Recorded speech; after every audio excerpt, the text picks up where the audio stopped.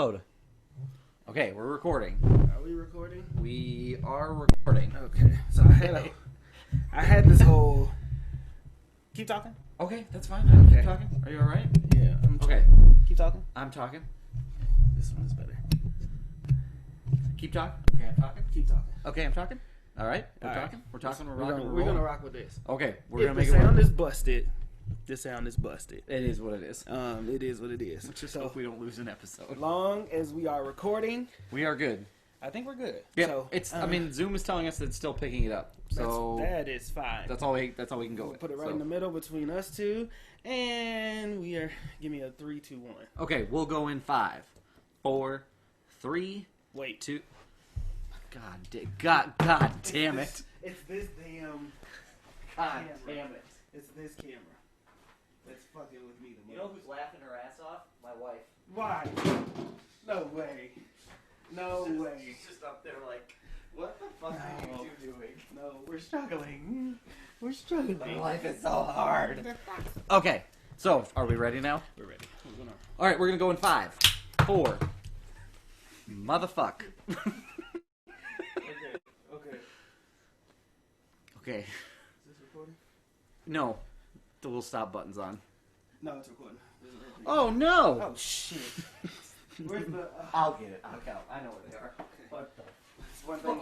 Okay. All right. So, All right. Now are we ready? yeah. Let's. Are you happy with where the camera is? We're gonna have to be happy. Okay. In 5, If not, 4, 3, 2, 1. Welcome to Films in Black and White, everybody. How we doing? This has been a saga. Okay, so wait. Before we get into the show, Doug and I have. We were supposed to start at 7:30. We've literally spent an hour. Oh, yeah, damn near an hour. An hour. As you can see, we're not in our individual homes. We're not. He just bought a microphone. Yep, sure did. I bought my microphone. We have a whole setup. Yep. None of it worked. None of it worked. We were like, oh, hey, this will be perfect. Lamont's waiting in the waiting room. Nope, this does not go as So, to plan at all. but- At all. But you know what? It is what it is. We'll figure it out. Because guess what? We're here. That's right. And we're in person. We're here. And that's what counts. And that's what we're excited That's about. all that So, fucking matters. man, all right. all This that is a big matters. show. We got a lot to talk about, actually. It's a lot. We got a lot to talk about. So we've got, first thing, we're starting a new series. Yes. So this is the first in a new series. It's called the More Than a Movie series. More than a movie. Which is really, really exciting. Yep. And so we're going to be doing movies that tell good stories and things that maybe have a little bit more of an impact, whether that's they feature the culture for, people of color, whether that's they cover a very tough topic, whether that's they dive into all sorts of stuff. New series that's dropping at you, and this is the very first episode, which we're really, really excited about. Absolutely. So, and also, we have a guest this week, We do which have we're a very also special really, guest. really excited about. Lamont Sellers is going to be joining us all the way from Boone, North Carolina. Ooh, North Carolina. North Carolina. North Kakalaki. North. Yeah, that's a thing. All right.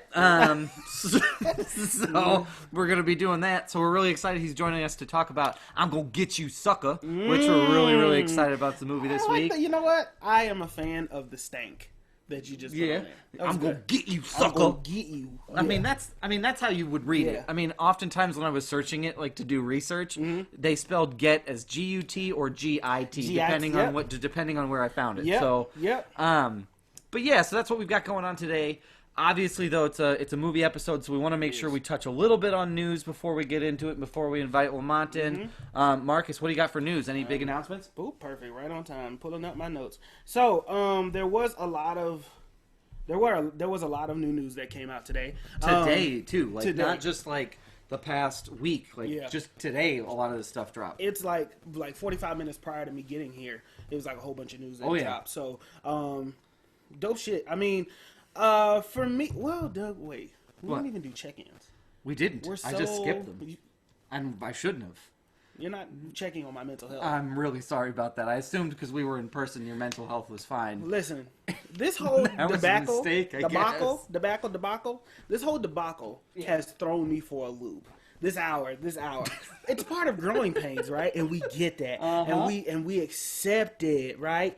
But still, It still throws for a loop. it can be ass, And a big one. And yes, it can very much be ass. So, Doug, how are you? I'm doing very well. Have you been watching anything lately? What have I been watching? To be honest with you, ever since last week, haven't really been watching a whole lot. Okay. We finished, like I mentioned last week, finished up The Watchmen. I finished up The Killing Joke, which obviously is good. Follows the Watched graphic. that snippet today. Yeah. And everybody said the same thing. That Yeah. he snaps his neck. Yeah, I At think the end of it. Makes So we don't want to give anything away. I mean, we're a spoiler included podcast, but you should really watch it because it's really, really good. But so I'm going to leave it out. But watch The Killing Joke. It's super, super cool. Other than that, I don't really think there's anything really major that I've been watching. Okay. I'm watching bits and pieces of John Wick Parabellum here and there. But other than that, nothing major. Okay. To be honest with you, kind of a slow week for me watching stuff. Yeah. But doing well, meetings, Yeah. getting ready for school, all that jazz. Everything is definitely picking back up. This week, I told Doug earlier, like on Monday, I spent my weekend watching a variety of things. Yeah. I watched Green really Lantern. got into it. I really did. My dad gave me the HBO Max password. My dad is Lamont. But he gave me the HBO Max password, and I just got right to it. I you got after it. hesitate. So I watched Green Lantern, watched some John Wick. Yep. John Wick 3. Yep. Parabellum. It's good. It's good. very good. It is good. Oh, did you finish? No, I haven't finished, but just what I've So seen far? thus far, I like it. It's okay, yeah. And then I watched X-Men, the first one, original, directed by Bryan Singer, and just pick those apart in my head. Just practicing. You know, it's like kind of like watching film. You gotta like get into the shit. Yeah, it's like exercising. Like you were Absolutely. just getting yourself. You're I gotta training stay for when they on the come fly. in. Yes. Yep. So that was good. Now for my top 2 news of the week. Those pictures aren't in here. Well, I do remember them. So, what was really important was there was a young lady who has just been casted as the new Batwoman. Yep. So they recasted her today. She is the first Black or African American person to Javicia Leslie. play Javicia Leslie. That's how you say her name. We're gonna go with it All right. because Javicia is the first African American, and she's bisexual, so she is included in Very the interesting. LGBTQ community. Nice to see that representation for sure. It is. I think that this was definitely a strategic move on their part. Oh, yeah. Whether to bring in a fan base or, with everything happening, want to bring more representation to the character. They're doing something completely different. Yep. I think this character doesn't even exist in the comic books, so they're just writing this from scratch however they see fit. So, shout out to, what's her name, Javicia? I think so. Shout out to this beautiful young woman in the role. We wish you much success. Maybe you could take Batwoman to a whole nother level. Oh, yeah. And shout out to Ruby Rose for everything that you did in the role. I know that can be stressful being a fan. So, and my second piece. A lot of pressure. It's a lot of pressure to play these kind of roles, especially when fans have such a strong opinion on how they think they should go and how they think she should play them and all the different things. I'd like to say we help, but we probably don't. Oh, we did that. We probably No, don't. we help. Okay. No, we did that. Okay. I'm taking credit for everything. All right, now. that's fine. Okay, that's fine. I just want to make sure you know. All right. And so my second piece of news was that the directors for the movie, it's kind of hard when my notes aren't in here, but the director for what was the movie with Chris Hemsworth on Netflix? Now, this episode, y'all are going to watch and hear a struggle. Yes, Extraction. Yep. The Russo brothers actually had a comment. They said that that they are working on the script right now. That it wouldn't be a sequel necessarily, but it's going to be a prequel. Oh, cool. So they're working on that now. Yeah, I'm not too upset with that. They said they want to put more emotion into it, as well as they want to put more like of the action that we got, but they want to offer some more emotion and let you know how Tyler Rake's got to where he is. So sure. I'm on board for that. That's what they said. That was a movie. Go back and listen to the episode where we review that, because that was a good episode and just a good movie all around if you just haven't seen it. So strongly recommend. Absolutely. My top 2 for news is Jude Law apparently this week was in talks to play Captain Hook for a Disney movie that's coming out to talk about Peter Pan, which is super, super exciting. I like Jude Law. I don't think he's really done anything that to be honest with you, I don't think there's anything majorly that I have disagreed with or not liked. So everything that he's touched, I think, has been really, really good. The other big news this week is more kind of talking about how the rest of the country continues to fuck up handling the coronavirus. So AMC and a bunch of theaters are now starting to push back release dates into now going into 2021. Absolutely. And so there's just been some interesting discussion. Like I saw a report Again, shout out to Brian. He shared something on his Twitter this week. Shout out to Brian. Well, shout out to Brian. He shared something on Twitter this week where he was saying that like AMC is saying that if places of worship open up, that movie theaters should also be allowed to open up because apparently there's no difference in their mind, which. God and a $30 bucket of popcorn seems a lot. Right. Yeah, those are exactly on the same playing field, so I don't know what that's about. Sounds like something you shouldn't say. Yeah, I mean, it definitely feels like a chance for you to see how far you can put your foot in your mouth. So because isn't AMC the same one that, or was it Regal, the ones that was like, no, we're not going to require a mask. AMC did that. Yeah, they said that they were going to open and that they weren't going to necessarily require masks. I mean, y'all, coronavirus is a thing that we should have taken seriously before. Yes. And I try not to. I mean, where you and I are obviously, in person, which is fantastic. But I got to be honest with you, Florida, I think, may just burn to the ground. The whole thing. The whole state. The whole thing. Disney World is still scheduled to reopen. Yeah. Which what? Why? I don't know. Florida opened. July 4th came, and they all went to the beach. It got so bad that they just was like, we're going to close again. We're just going to close again. Like Walmart. What's like worse, you close the whole state. And we kind of joke tongue-in-cheekly, but there are ICU beds that are just no longer available, so doctors are going to have to figure out who lives and who dies. I mean, it's a nightmare situation. It's essentially the whole country of Italy into the Florida panhandle. Yeah. And Texas is bad too. And the president is just like, stop testing people. And you won't find as much coronavirus if you don't test. So, and if I don't take my driver's test, I guess I won't drive. know whether or not I can drive. Yeah, so we'll be fine. So if I get into an accident, it's fine. You know what I'm saying? It's nobody's fault. Whatever. Fuck them. Yeah, that's generally the policy. Generally the policy. All right. Okay, well, I'm getting into my swing of things. Yeah, now. this is. I think I'm kind of shaking off the technical cobwebs a little bit. Yeah. I'm actually going to grab my phone because I don't think we need that anymore. Yes, I would probably say we don't. Yeah. Okay. Well, we'll go ahead and kind of look at transitioning, getting ourselves to bring in Lamont. So we'll kind of go that route. You ready? All right. Let's do it. I'm going to let him into the room. Oh, yeah. It would be a good place to cut. Admit. So y'all just gonna Bubba Wallace me like that? That's what Dad said. We're not gonna Bubba Wallace anybody. Wait. Oh my gosh. This guy. He's mad because he feels like... What? You can't hear it still? No way. There's no way that's true. No way. He's lying. He's lying. Better be, because we've been fucking with this for an hour.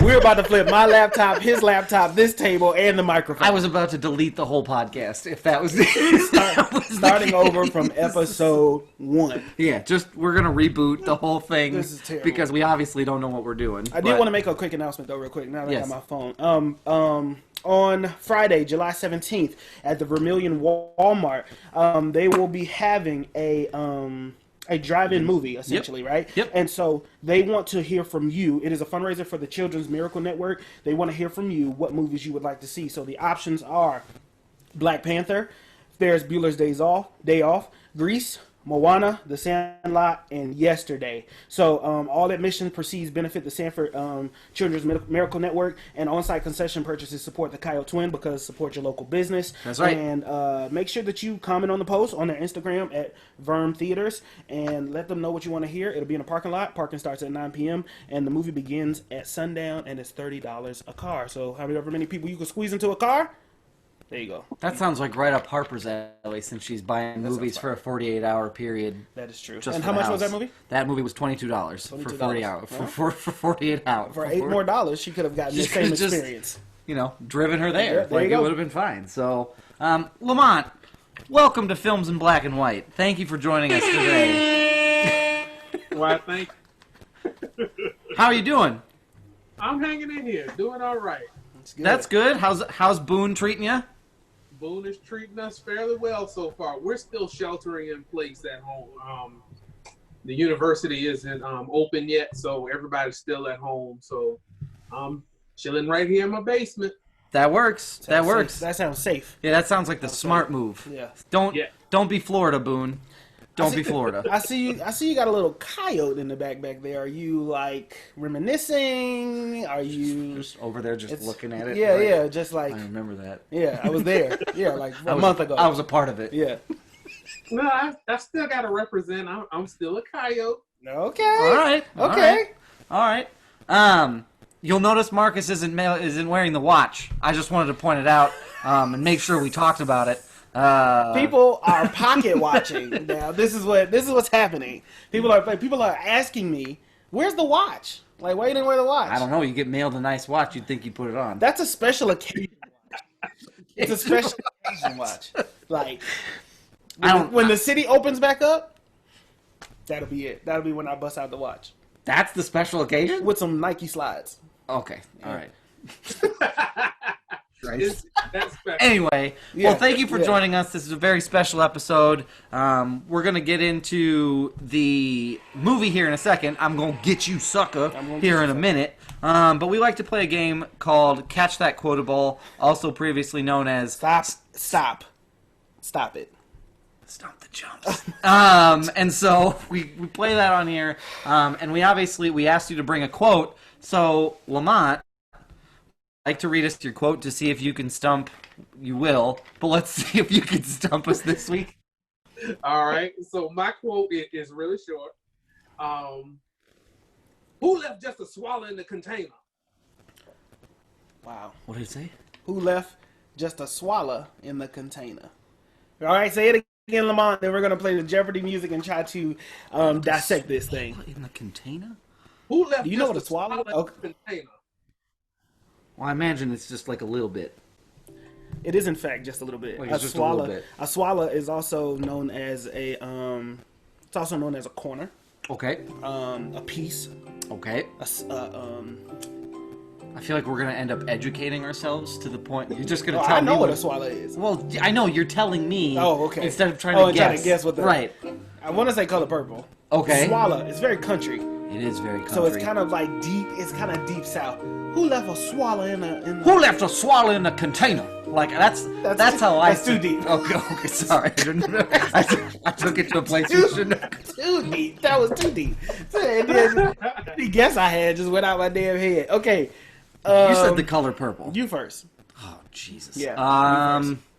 Okay, it's a movie in the deep south. I'm making it the deep south for some reason. Who left a swallow in the container? swallow in Honestly, the this sounds like something his dad, my grandfather, would say. Oh yeah. Yeah.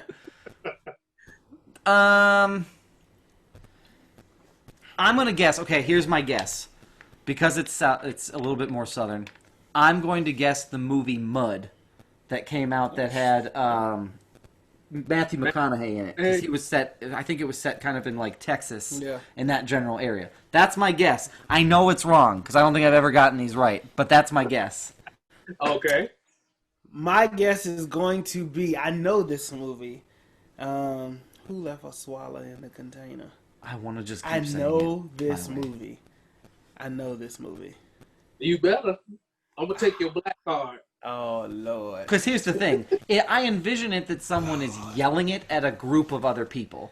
Like if they walked into the kitchen and they saw like just like half a sip of sweet tea left and they turned to all these other people and like, hey, who left a swallow in the container? Like that's how I envision it, but I don't think that that's how... That's exactly how the scene went. Was it milk?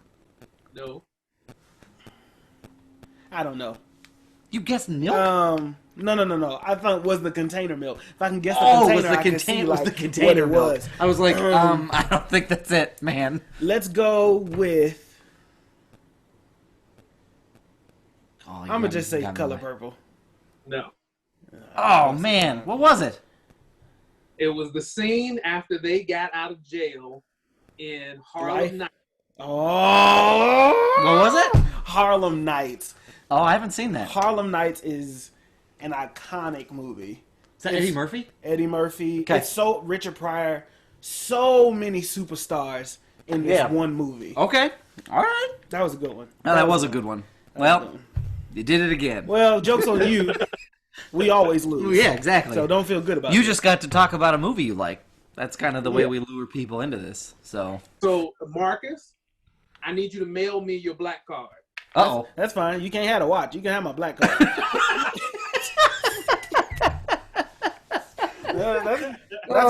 That is fine. Yeah, that's absolutely fine. Well, now that we've failed that again, Yes. let's get into the movie. So we are. Sorry. No, please. So You go right ahead. We are, like Doug mentioned, we're going to have a series that we go through from here on out on the podcast. And this particular series for this month is going to be called More Than a Movie. All right, so we're going to be looking. Oh, okay. Yeah, see what I did there? That was good. Okay, sorry. Wow. All right. That was not in pre-pro. So Yeah. there you go. So That's in the biz. We call that ad-libbing. Oh, okay. Yep. And then, isn't that what they call like acting classes? They were like, That's like improv. Yeah. And then. Yep. So when we talk about More Than a Movie, we are going to be diving into films that really revolve around people of color, various communities. Yep. And talk about how these are more than just something you watch for entertainment. The messages that are delivered, the feelings and emotions that you get out of these. For sure. We really want to dive into representation, whatever message that we can get out of this. We want to really talk about it from our perspectives. Me as a young man, Doug as a white man.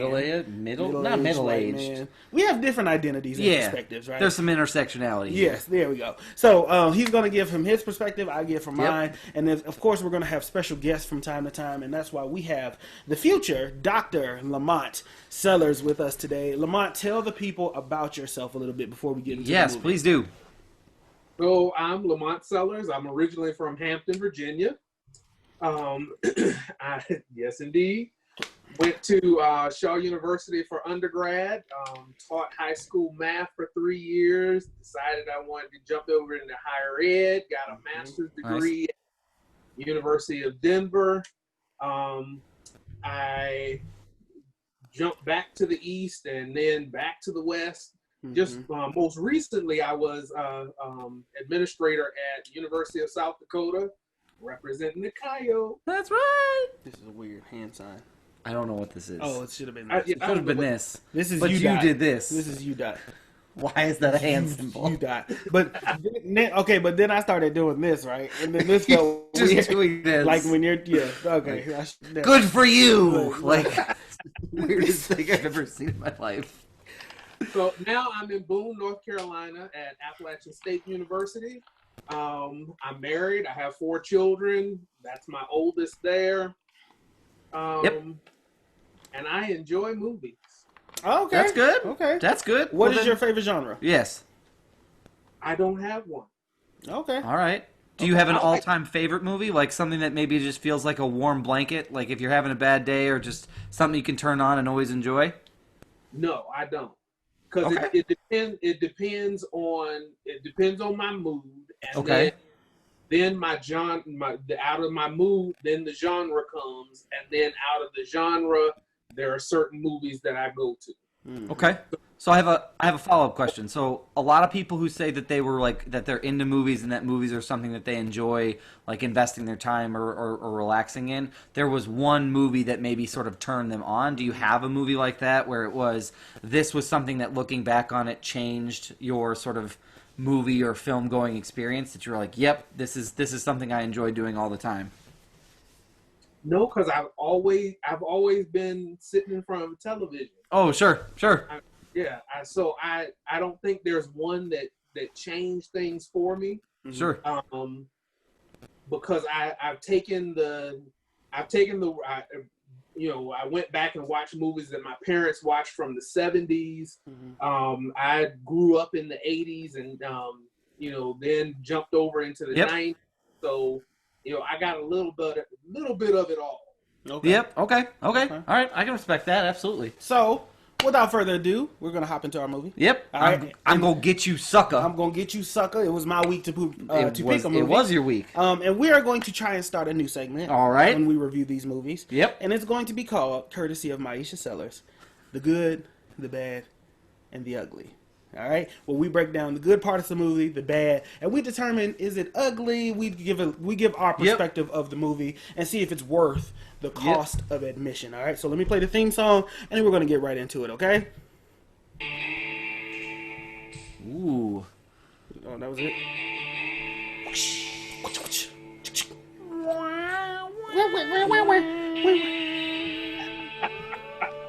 Ooh. Yeah, you like that wolf at the coyote? I mean, sorry. Whatever. All right, let's get into Gun to your head. Could you tell the difference? no, because Yep, you know when I yep. Google stuff like to wear for coyote gear, I put in wolf. So there's that. All right.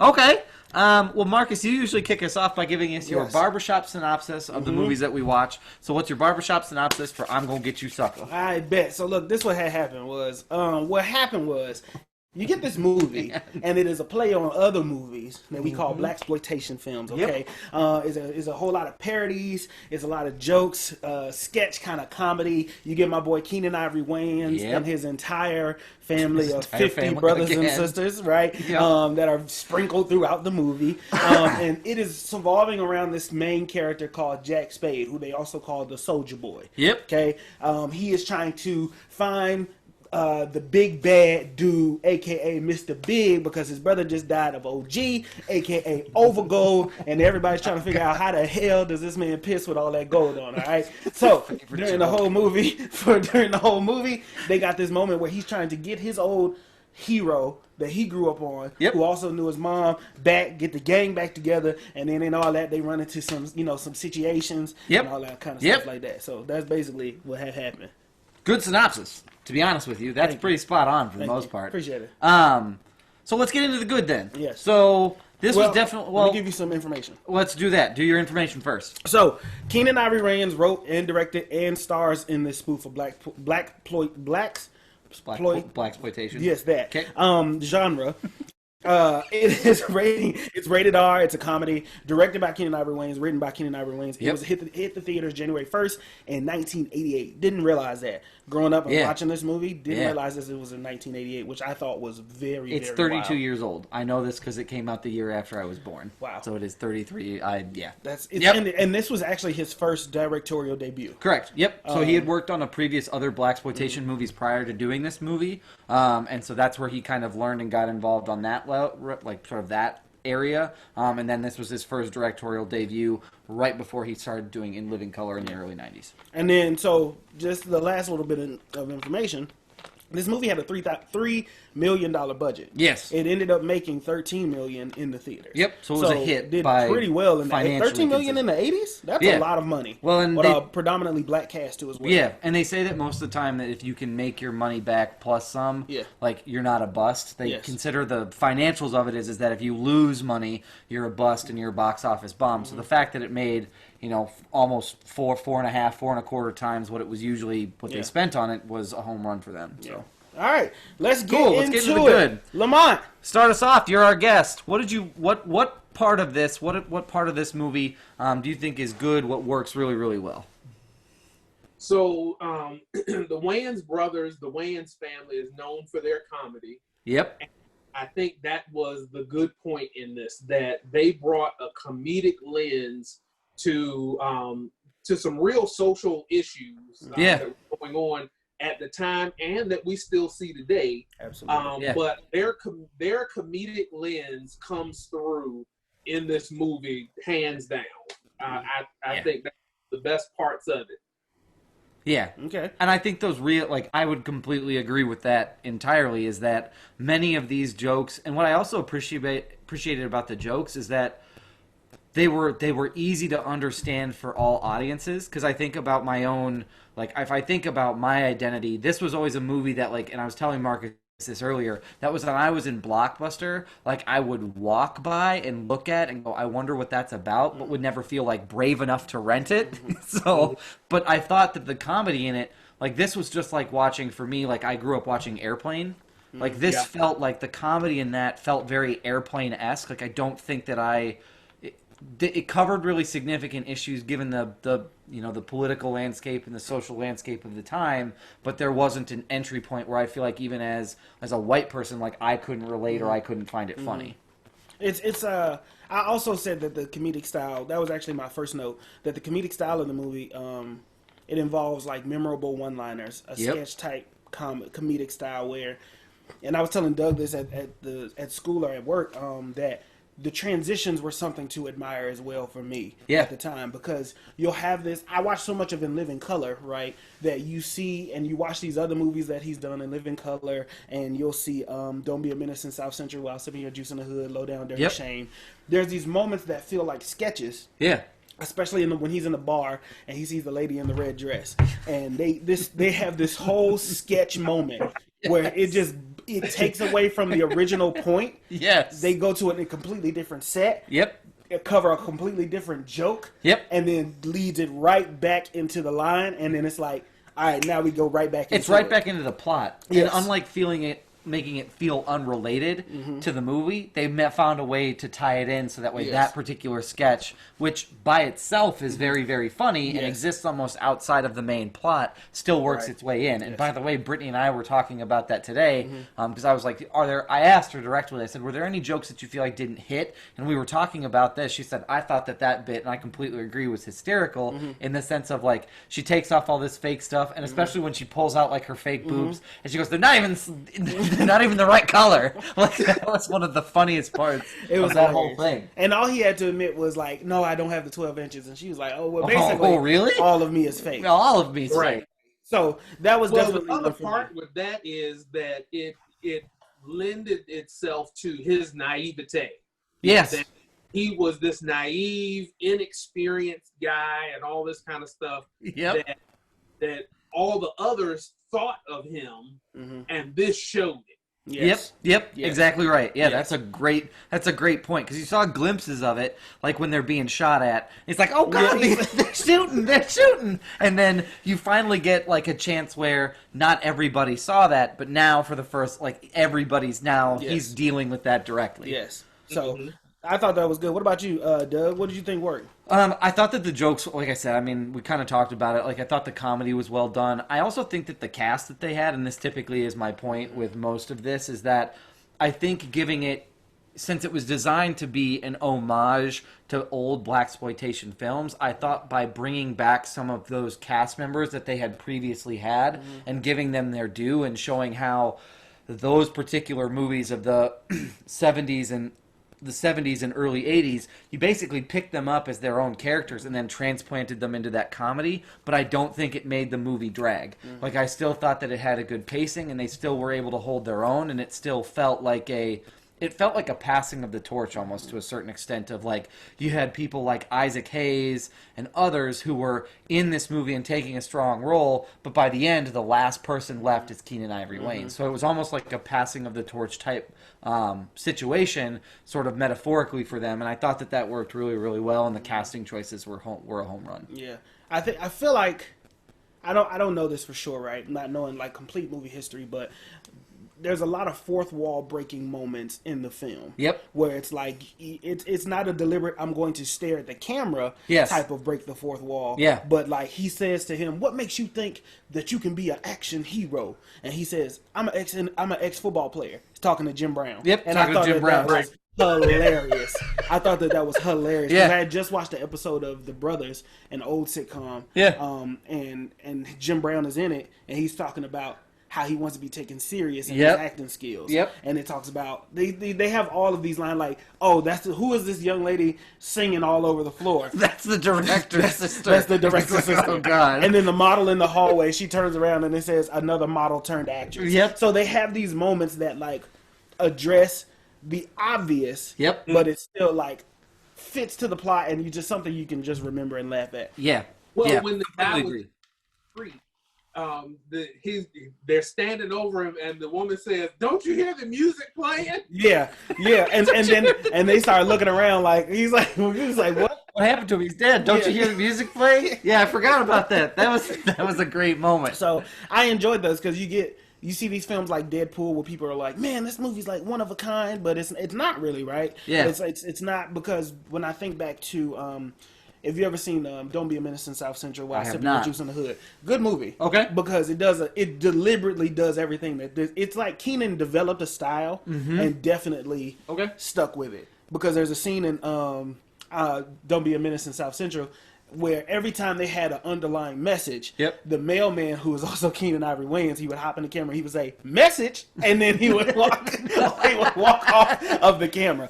Really dope That's movie. amazing. So, That's amazing. what else, Doug, worked for you for this movie? I think that if you think about it, like I appreciate the fact that it was, that it did take a stand for the most part, and I think that it being Keenan Ivory Wayans' first directorial debut, I think he, especially with his comedic style, could have made it ultra silly. And I think if you even look at some of his later movies, like he did both of the Scary Movie, like Scary Movie and Scary Movie 2, like he could have gone ultra silly, like silly with this. But I think he made a very intentional choice to cover some of those things. Like I remember that, like Brittany and I had this moment, like when they were doing the what was it? I can't remember what it was called. The games, like the youth gang competition. the youth gang competition. When they were doing that, and there was this moment where I kind of looked and I was like, "This is like I'm laughing because I think it's funny, but I felt bad laughing. Like it felt like I shouldn't be." But I think that was a very intentional choice of like they're trying to make fun of this, like what it's almost like that. I hate this analogy because I feel like I've used it before, but it's this. It's almost that Eminem at the end of 8 Mile. Like let me put out all of the things that you make fun of me for and that you accuse me of being, and now I'm making a joke out of it. So I'm taking the power away from that particular statement. Yeah. I thought that was a cool moment, and I thought that was a good choice on his part as the director and the writer to try to reclaim some of that when, as a comedy, the temptation is to just make it silly and fun and slap happy. There's a quote I've told before, and I don't know who said it, is that humor's a rubber sword. It makes a point without drawing blood. I thought this is an excellent part of that. It definitely highlights the idiocy of racism and like there's a variety of points that are hit, like police brutality, racism, He's firing up and then they shoot forward. Representation. Because that was also another one where you have Mr. Big at the end of the movie, like, what? I can't be in these black boys. Yeah, I can't be in exploitation film. I can't be in there. All these other people have done it. What about Jamie Lee Curtis? She was in Halloween. And these fools in here guessing like, Halloween. So, Dad, what else? Well, sorry, Lamont. What else worked for you? I like what Doug said about this being in the styling of Airplane. Yeah. It was exactly that. After thinking back on that, and those movies, it's exactly that. One of the things I also think worked for it was the quirky. So they were in the diner. Yep. And his mom shows up. Yeah. And her stunt double is a white guy with a mustache. Yes. And not even trying to hide it whatsoever. No. Like the deliberate shot. It was like a deliberate shot. I mean, those kinds of things. It just added to the comedy of it. But also here again, the black mama coming to the rescue of her children. Yes. It was a message in there. Yeah. But then you got this white guy with a mustache. Yes. Yep. And that's a reoccurring joke throughout the whole movie. Is mom coming to the rescue. Absolutely. And she's like, oh, when those midget twins were chasing after you to take you to school money, I remember who was crying for his mama then. Like, I just thought that Mama. But it was like that's one of the things that I said was the timeless messages that still have an importance in today's conversation. Yep. And also how black families are raised, or the beliefs, right, is like that mama will always be there for her boys. Yep. Like that's always a thing. And like I'll get into it a little bit of what didn't work for me. There's some things that didn't work that I had noticed. But there's a variety of messages. Like the hero, you have to, in order to be a hero, to be taken serious as a black character, what it felt like was you have to go to war. Yep. You have to go to war, you'll come back, and then you're praised as this war hero who can then take care of himself. Yeah. And that is kind of the only route. If not, you end up like the other brother who OG'd or overgold, who wasted all of his time. And what I was telling Doug was, it is a transition, right? Because it's 1988 and hip hop is kind of just coming and hitting the scene. War on drugs is a big deal at the time. Yeah, absolutely. So you see, the overgold is not just something random. Right. As soon as hip hop kind of started, that became the phase, or that was the fad at the time. Was like gold chains, like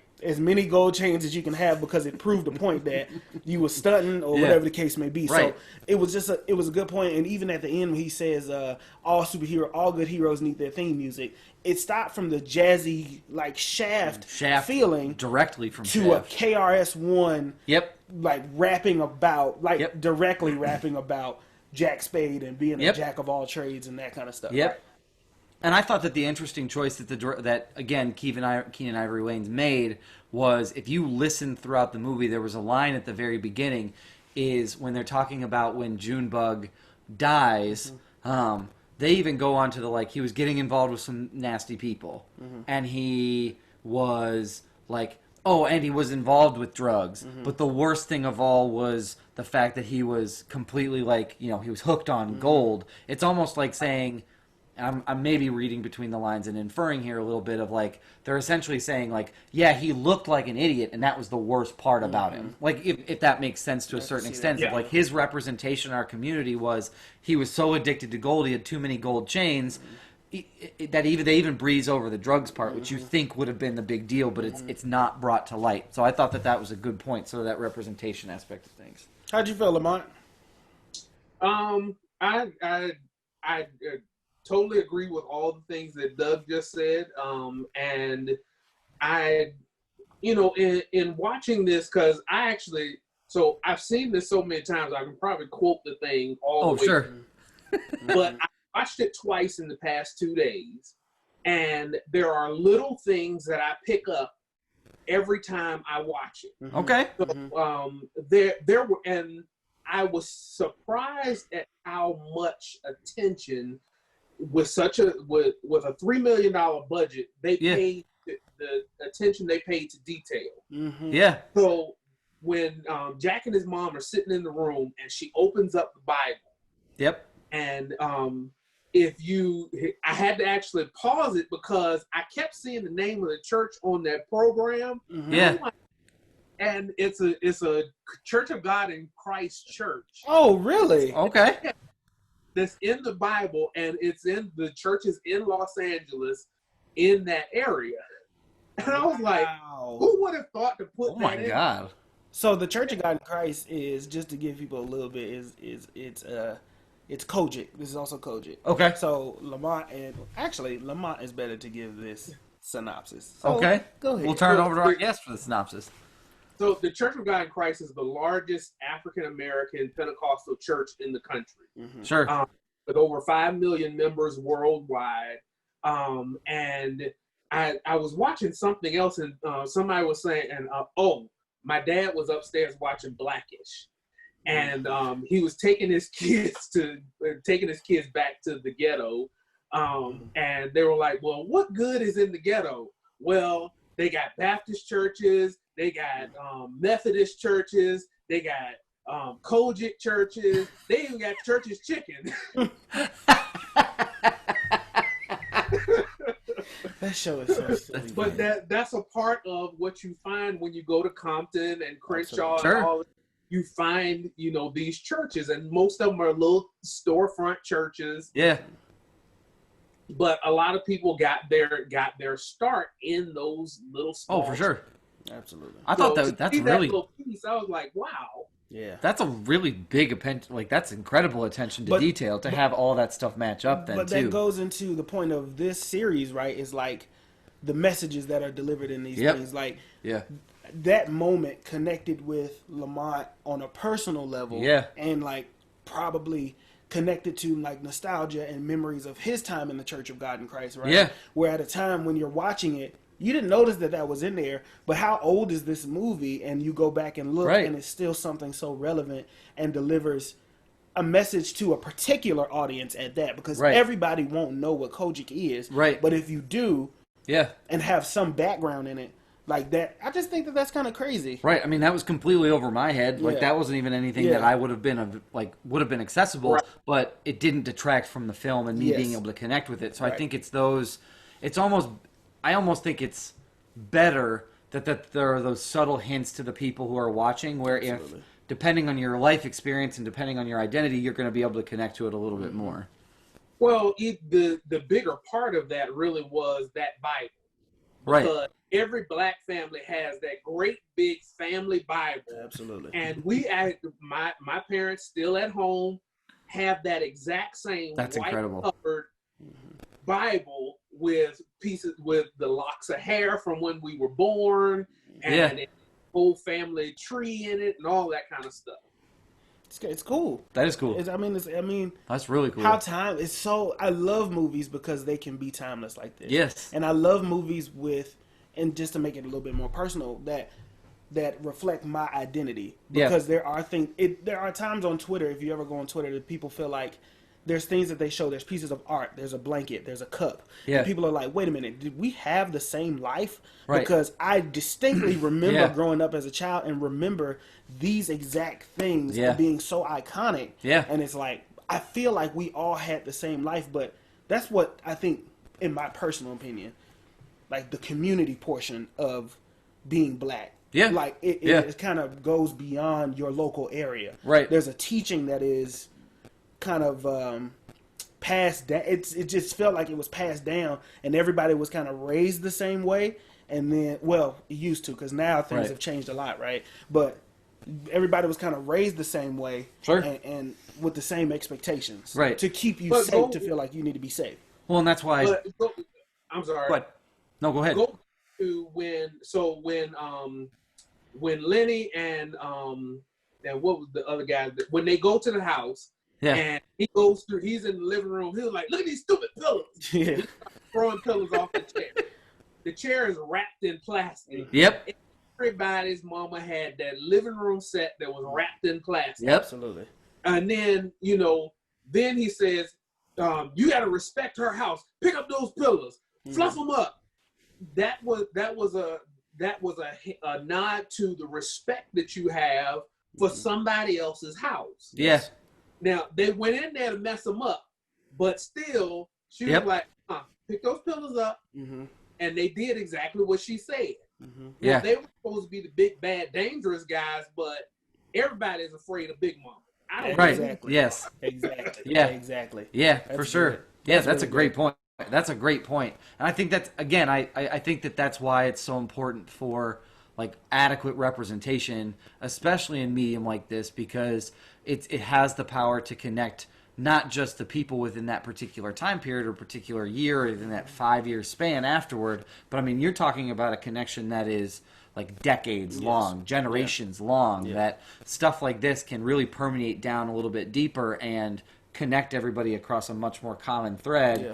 Not that, well, yeah, it's a great opportunity to create something to extend the community a little bit more beyond just an unspoken, like we probably had the same experience, but now actually putting it out into the world, into a medium that's consumed by a lot of folks. So it's funny how you can, before we move on to the bad, right? Yep. It's funny how you can make something so stupid. Yeah. You can make it look so silly and so stupid. Yeah. That it kind of points out like, wait a minute, this is kind of dumb. Right. Like if you really were to sit and so that's why some people need cartoons and some people need sketches. They digest information in various ways. Yeah, for sure. And so like when you get these movies like this, Yeah. they point out and say, even in our own community, right? Yeah. Because there was the moment with David Allen Greer as the anchor person, and he was like, you feel what I'm saying, brother? He was like, actually, I don't. I don't. Because my daddy was a lawyer, mama was a doctor. I grew up with whites. Yeah, he was like, my friends would always talked about me because I couldn't talk jive, and so that is still a thing, and it didn't just address the direct.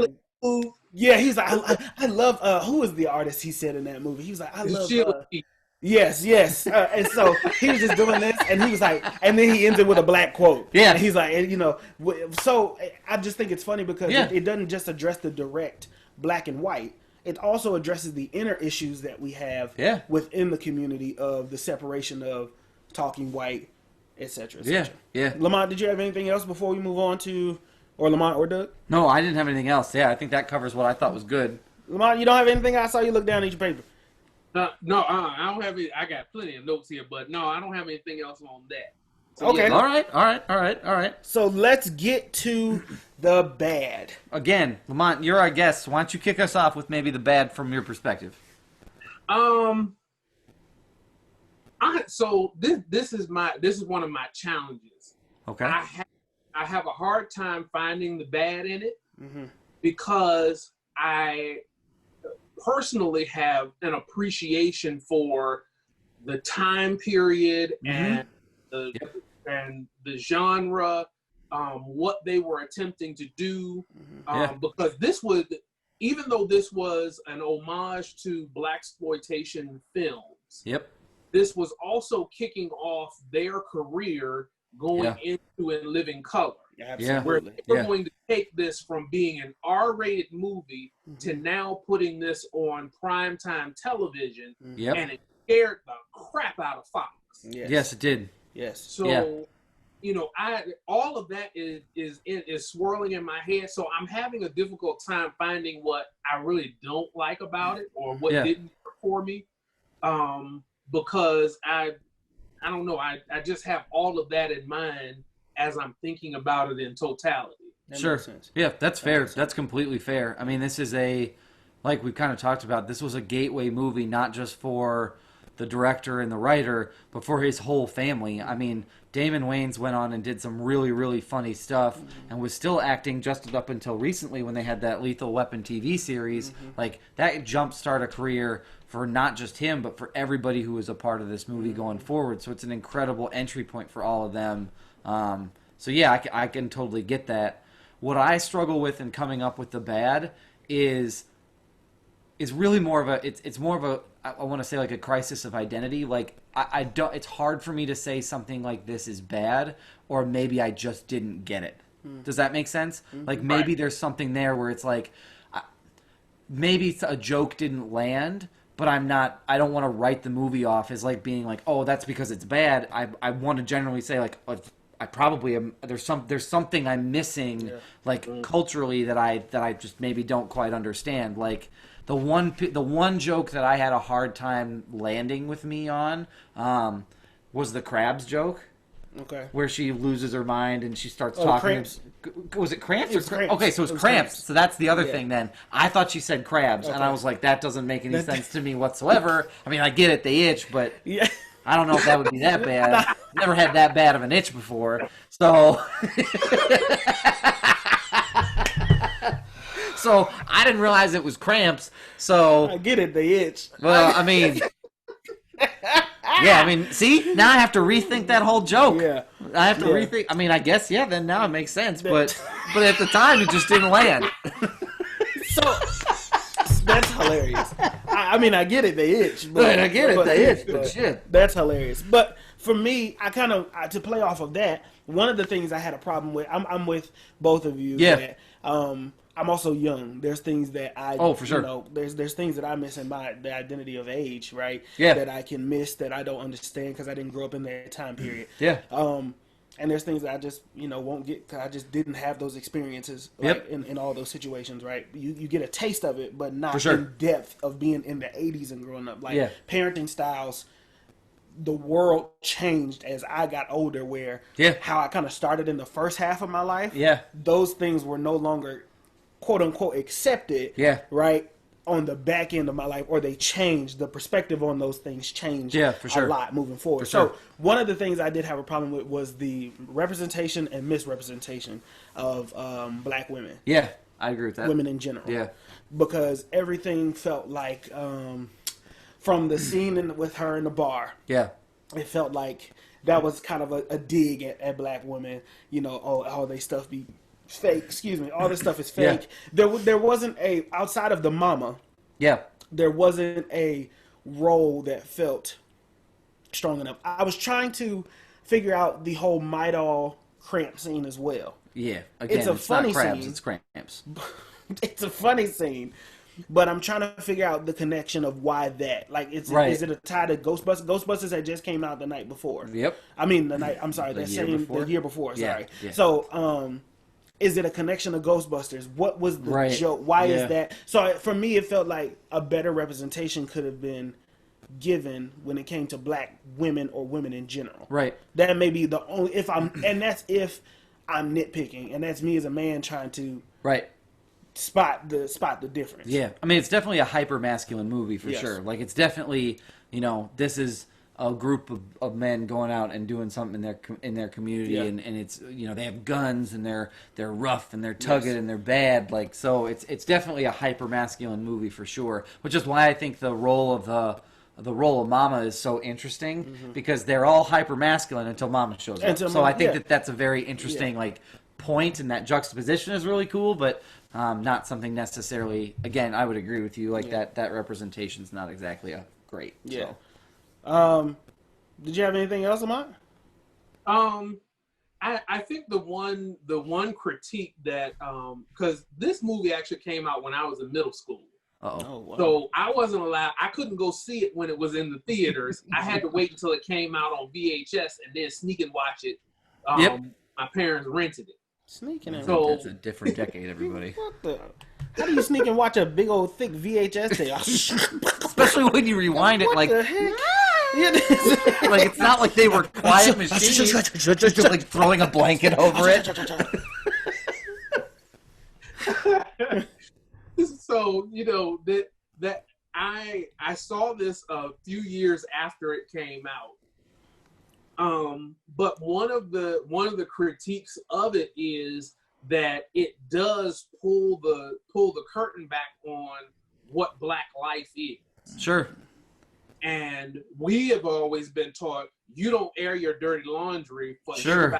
For sure. So to put something like this out, it was dangerous. It can be seen being reckless, or any number of things, because you're pulling back that veil, and we don't want everybody to know that. Mm-hmm. Yeah. But at the same time, Black people and communities of color in general have used comedy as a means to get by, or as a coping mechanism, is what I would say, for what's going on in the world and what's going on with me. Yeah. So that definitely comes through in it, but at the same time, we ain't supposed to be showing folk this. Yeah. Right. Yeah. Huh. Absolutely. Interesting. I never considered that. Yeah, I mean, and I don't know what the difference is. Yeah. There are things that if life at home is not good, you just whatever stays in what happened in this house, stay in this house. Right. That has always been the rule. Yeah. Like whatever goes on here, you do not go to work. You do not go home spilling the beans about like, yo, we got all these type of issues going on, because it's not necessarily about the image of being perfect. It's more so the image of what is it? Yeah, that's I'm Is curious. it safety? Is it to keep people safe, or is it to be perfect? Well, there is this notion that we do have to be perfect in public, Sure. and we can be a mess behind closed doors. Huh. But it's also a safety mechanism, because anything that anybody knows about you and your flaws, that's a way in to doing you in, or I can get at you when I know where there's a chink in your armor, where you're weak. I can get you if I know that. Right. So I'm going to present this perfect persona so that you don't know none of that and you can't say nothing about me. Absolutely. Right. Yeah, I think that's interesting. And I say that I think that's interesting because if I think about like moments and things that I've been taught from my family, is that principle of like you don't air your dirty laundry. That was like my parents definitely ingrained that in me, of like we just don't tell people the stuff that we're trying to work out at home. But what I think is the added difference is there's no like I'm not rising to meet people's expectations that they already have decided about me. Like as a white person, I can be a mess and people are like, oh, he's just a mess. But I would imagine that if it's this almost this idea of like the world already thinks I'm less than. So if I add on top of that and air on top of that all the other shit I'm going and having to deal with, it's giving people ammunition that they already have and adding fuel to the fire. Or proves them right. Right. Yeah. Right.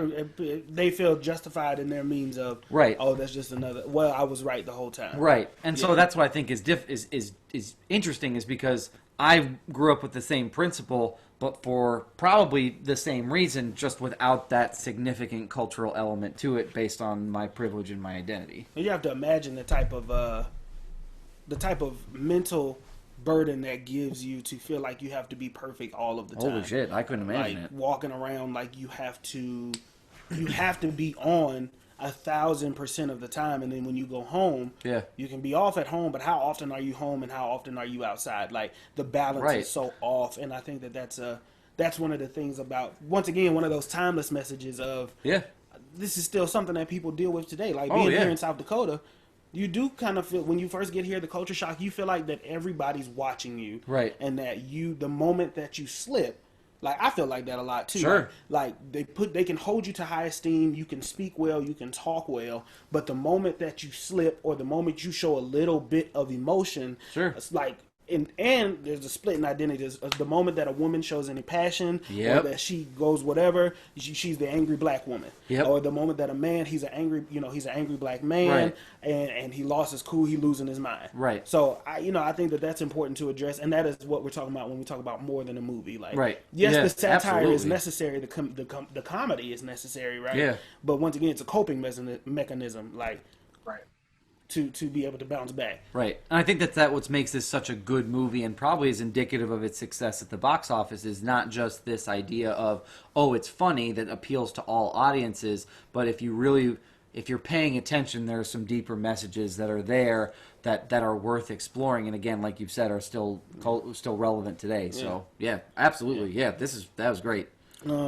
Yeah, so that was one of my bad. The other bad was, you just said it appealed to all audiences. One of my bad was it appeals to a certain audience, right? Oh, interesting. So like if it ain't for you, it ain't for you. Sure. So you miss out on Sure. possible messages, possible points. If you look at the title and it's like, I'm gonna get you, sucker, like you said, get with a Yeah. GIT or GE, like whatever it is. Get versus get. You're right. Yeah. So but it feels like that you miss out on a moment. Yeah, for sure. Because so it is for certain people, and it could be for like black men. Yeah. Where this is another movie like Shaft. Like, Yeah. oh, this is for me. Yeah. And maybe not necessarily for anyone else, and maybe they don't, catch Yeah. it in there. So Yeah. what was that? Yeah, I think that's definitely interesting. And again, like I said, I walk by this at Blockbuster all the time and never felt comfortable enough picking it up. So maybe that's an excellent point Yeah. of it maybe not necessarily being for everybody. So yeah. So if nobody else has anything, I do let's not. get into the ugly portion, where basically ugly is a matter of perspective, right? Sure. Everybody. Yep. So in this matter of perspective, all of us are going to give our view of this movie. Sure. Is it good? Is it bad? How do you feel about it? Sure. And then tell me, is it worth the price of admission at your local theater here at Vermillion Theatres? Yeah. Here in Vermillion, we have the Vermillion Theatres, the Coyote Twin, and we support our local That's businesses. what you left, Lamont. That's what, you left us. You left us. And we pay cheaper ticket prices. And shout out to Shannon. Shannon Cole. Shannon let us take pictures in there for some promo today, some videos and pictures inside the Vermillion Theater. Hasn't seen anybody's in there since the Corona started, so we got to do the that. heat was on. And we were hot. It was hot. It was steamy. Yeah, I came in there with a hoodie thinking it was going to be cold like a typical movie day. It was not. And It my was man not hot. boobs It were was not sweating. cool. It was bad. But Lamont, let's start with you. Let's get to the ugly. What do you think? How do you feel? Yep. And final thoughts. Yes. So this is, for me, is worth the price of admission, because if I'm going for the absolute absurd, insanely funny, Yep. this is where I go. Yeah. Okay. And it only appeals to people that like those, like the Leslie Nielsen movies. Yep. What was The Shucks. Naked Gun. Yes, Naked Yes. Gun. That's good. Those Naked Gun movies. This is the Michael Scott Dunder Mifflin. Absolutely. Yep. Absolutely. That type of stupid comedy Yeah. that they are presenting. It has a message in there, Yep. and it's bringing you a message, but you have to be prepared for this type of stupid comedy. Yep. Everybody can't handle that. Yes. Yeah. So I think that it is for certain audiences. I'm one that has an appreciation for stupid comedy. Sure.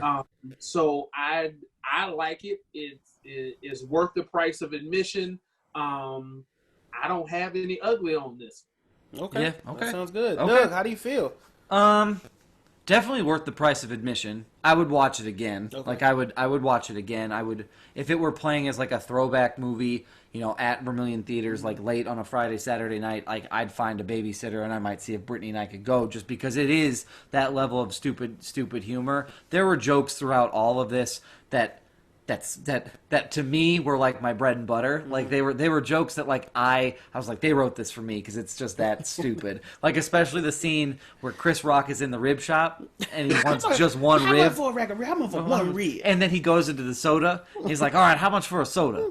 And he goes, well, can you just pour, if I give you 10 cents, can you just pour it in my hand? Like, I thought that whole joke was the funniest. And then he's like, can you break 100? I was like, that's funny. Yeah. Like, that's just well written. Yeah. That's just good humor. And I really, really enjoyed it. So, like I said, I'd pay to go and see it at a late night throwback showing at the Vermillion Theaters if they were to do it.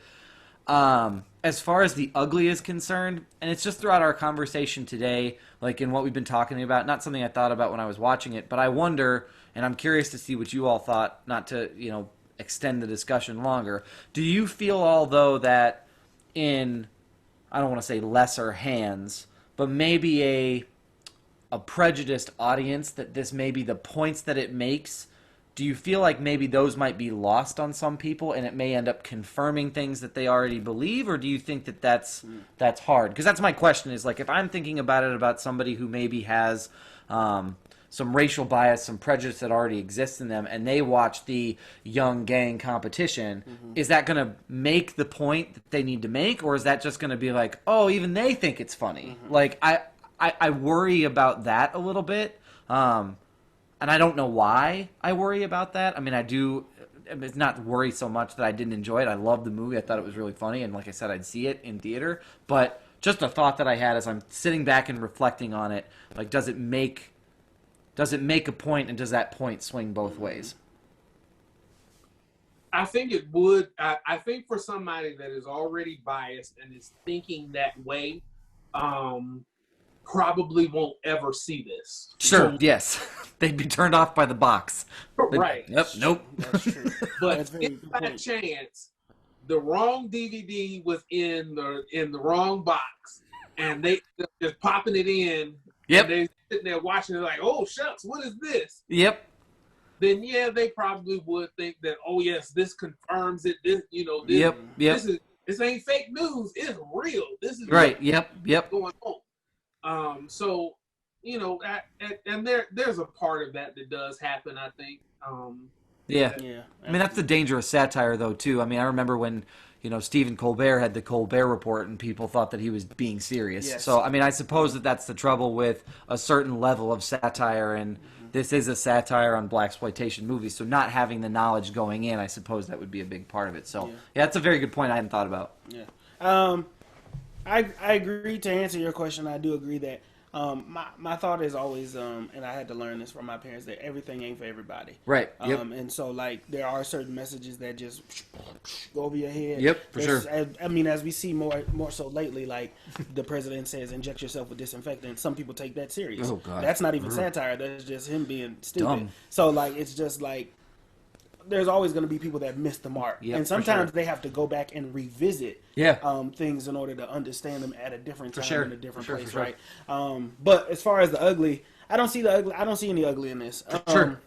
It serves as, we here at Films in Black and White Yep. love to remind people to take things as they are. Absolutely. Everything Yep. is not going to be an Academy Award winning blockbuster movie. No. Sometimes a movie is just a movie and it's just meant for you to enjoy. Yeah, absolutely. And for this to be his first film, Yep. then to lead to other films and offer other opportunities, you know, there is no ugly for here. I think in this movie, I think that you watch it, you catch messages. It's a good movie that you can rewatch and catch different points at different times and different jokes that you may have missed and background stuff going on. So I don't see any ugly. Worth the price of admission.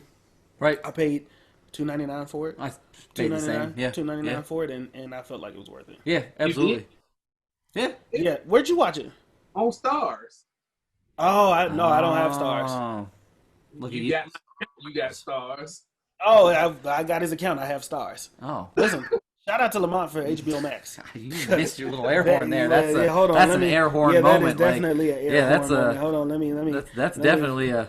Shout out to. Yeah, that's a home run. Lamont gave me the HBO Max password, and I was able to watch the Justice League, the 3-hour version of the Batman vs Superman. That's really cool. I mean, I don't have stars, so I've got. Jesus Christ. I've got Apple, so I just rented it through that. Okay. But like I said, it was worth the $3 to rent it. Definitely worth it. Definitely. I do have a question for you though, Doug. Yes.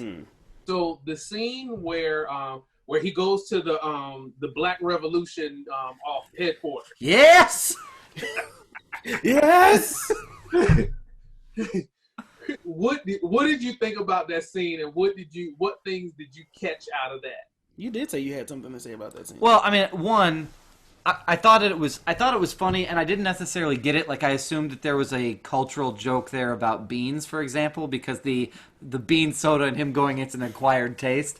And part of me was like, acquired for who? Like, that's gotta taste like shit regardless. Like, that's gotta be the issue regardless. Funny. I thought the interesting point of, like, we all showed up to protest and they all left with jobs. Mm-hmm. Like, I thought that was a funny point. Yeah, I mean, I suppose there was something there, but I'm not exactly sure if I got it. I also thought that the only thing that I took from that is that the little girl from Jurassic Park was also in this movie. So that was the thing that I took from it the most. Was I saw her and I was like, wait a goddamn minute. Like, and I started I was like, and you should have seen me. It was like a eureka moment. Like, I stood up from my couch and I was like, Brittany, that's the girl from Jurassic Park. And Brittany's like, oh, I know. I was like, what the? This is ridiculous. But yeah, so yeah, I don't know. Was there something greater there that I should have noticed that maybe I missed out on? So there are things, like I said, there are details that are buried in this that you really have to listen to. So when he calls his wife, and you're not expecting that he's gonna have a white wife, but right. He says, "Oh, here's my wife, Ofe Winch." I don't think people. Okay, so Ofe is an old term for white people. Okay. So if you go back and watch What's Love Got to Do with It? Okay. Ike is in the dressing room and he said, "Them Ofes out there got me second on the bullet. I'm supposed to be first up there." It was a term that black people used to talk about white. Sure. So that was her first name.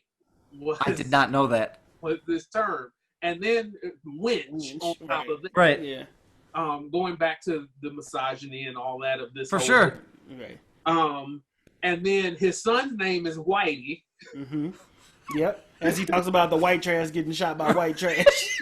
And Abraham Lincoln got shot by another piece of white trash. A white trash from a cabin in Illinois. Yes. Yes. Yes.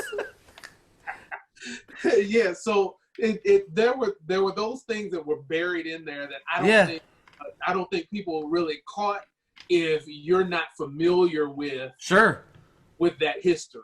No, that went right over me. Yeah. I don't even think I heard his name at the moment because, again, I was obsessed with the little girl from Jurassic Park, so I think I even missed that point.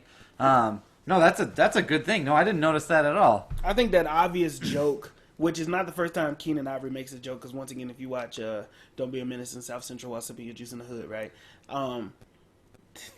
It's the same joke of this black empowered, go back to Africa, I'm gonna wear the dashiki afro wearing man is then married to a white woman where it's like, no, like black power. Like the strongest black power then you see in the community, because this happens in the community. You see, oh, he's married to a white woman. Happens in Don't Be a Menace where he's like, he talks about his beautiful queen. Sure. He calls her his milk of magnesia. Yeah. Hello, you beautiful milk of magnesia woman. Yeah. And there's this white woman with cornrows and braces. And he's like, well, she even calls him in this movie, she even says, my African king. Yes. She even calls him that directly in this. So I think that those direct jokes are hilarious. Because there's a moment in Don't Be a Menace. I should make you watch that with Nix.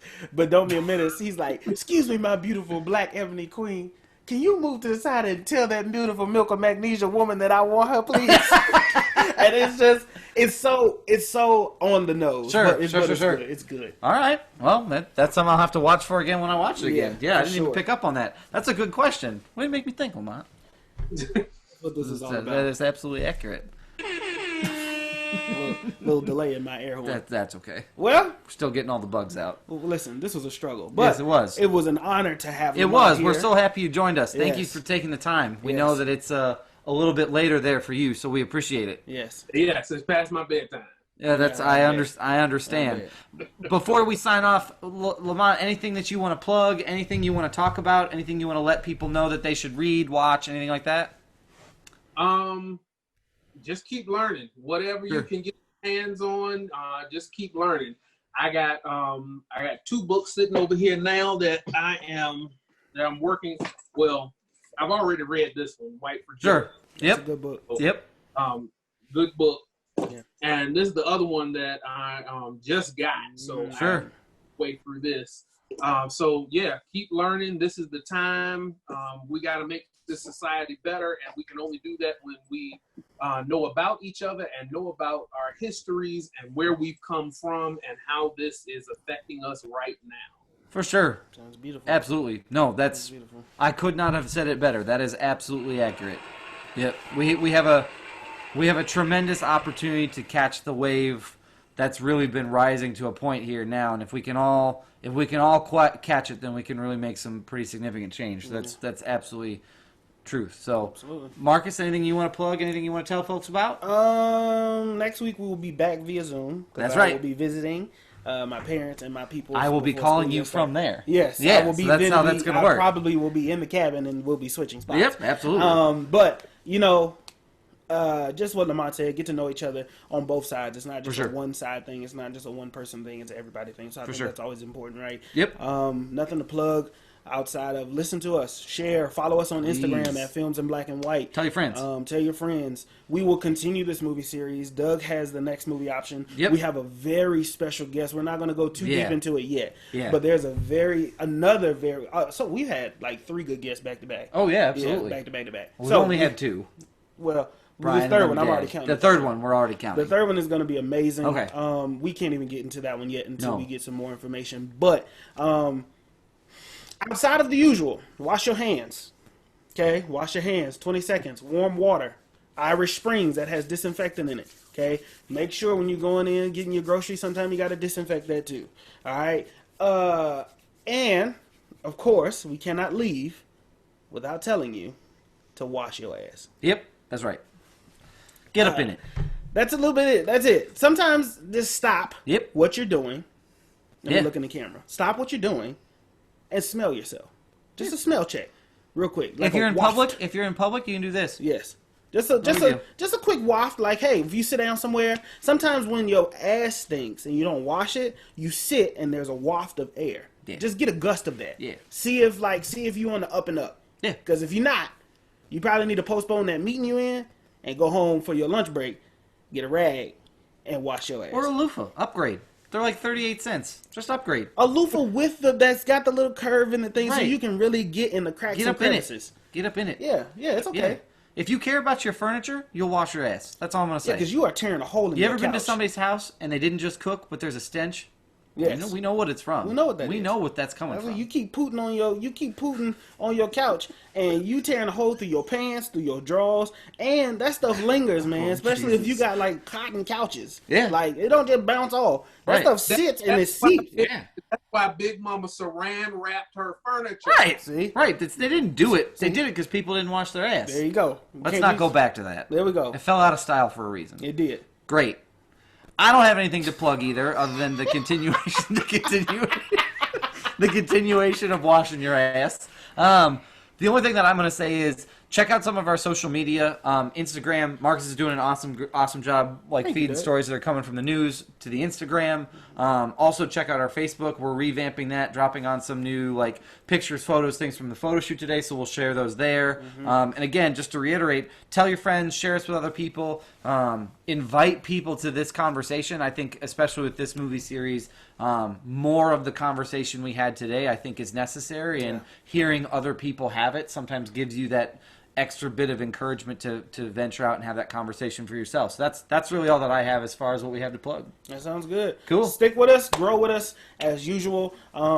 We got some merch on the way, some wash your ass mask. That's right. Lots of stuff on the way. It's gonna be dope. Yep. Doug and I really just decided to. Yeah, it's like we flipped a Take switch this and said, professional. like, let's do this for real. So Before it was practice. we'll see where this goes. Yeah. We'll see Yeah, where we're it goes. excited. We're having a good time, so that's all that matters. Yeah. But without further ado, I love y'all. I appreciate y'all, but y'all know that though. We will see you. New episodes every Friday. Don't forget to tune in 10 a.m.